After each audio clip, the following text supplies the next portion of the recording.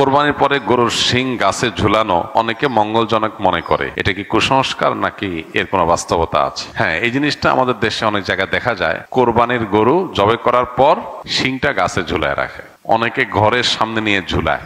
তো এটা শুধু কুসংস্কার না, এটা শিরকপূর্ণ একটা কাজ, এটা করা উচিত না। গরুর শিংয়ের কোনো ফজিলত নাই, আর যদি ফজিলত থাকে ওটা খাওয়ার ফজিলত থাকতে পারে। যদি খাওয়ার জিনিস হয় তো খাওয়া যায় না, তাহলে আর কোনো ফজিলত নাই।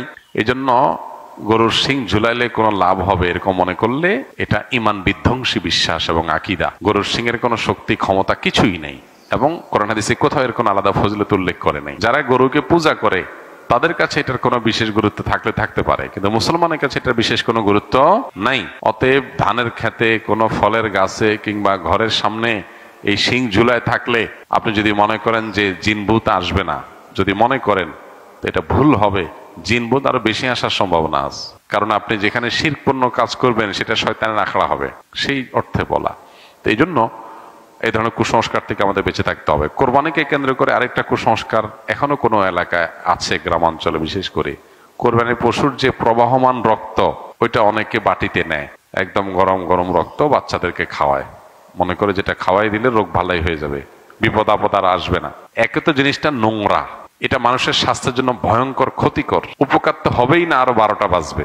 আমি নিজেও আমার ছোটবেলাতে দেখেছি এরকম অনেকে রক্ত নিয়ে যায়। আর তৃতীয়ত, গরুর বা যে কোনো পশুর প্রবাহমান রক্ত যেটা সেটা থেকে বের হয় জবাই করার পর, এটা নাপাক। এটা শরীরে লাগলে, কাপড় লাগলে পর্যন্ত কাপড় নাপাক হয়ে যাবে। সেটা খাওয়া তো হারাম, ওষুধ হওয়া তো দূরের কথা।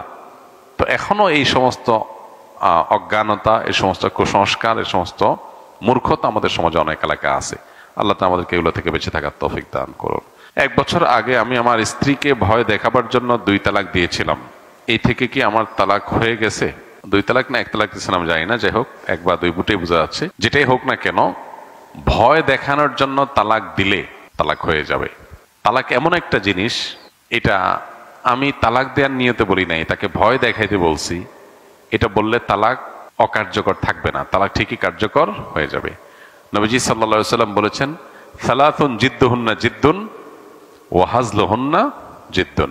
3টা বিষয় এমন আছে যেগুলো সত্যি সত্যি করলে যা হবে, রসিকতা করে, দুষ্টমি করে অথবা অন্য কোনো উদ্দেশ্যে বললেও সেটা হয়ে যাবে। এর মধ্যে একটা হলো বিবাহ, আরেকটা হলো তালাক। এই যে বিবাহ, তালাক, এগুলো কিন্তু দুষ্টমি করে বললেও হয়ে যাবে, আবার সত্যি সত্যি বললেও হয়ে যাবে। এখন আপনি ভয় দেখানোর জন্য যদি বলেন যে তোমাকে তালাক দিলাম, তাহলে তালাক হয়ে যাবে। ভয় দেখানোর জন্য জিনিস খুঁজে পান না, তালাক দিবেন। ভয় দেখানোর জন্য আর বহুত জিনিস আছে।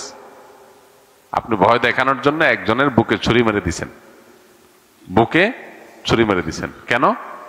ভয় দেখানোর জন্য। কি বলেন, লোকটা মরে যাবে না বেঁচে থাকবে?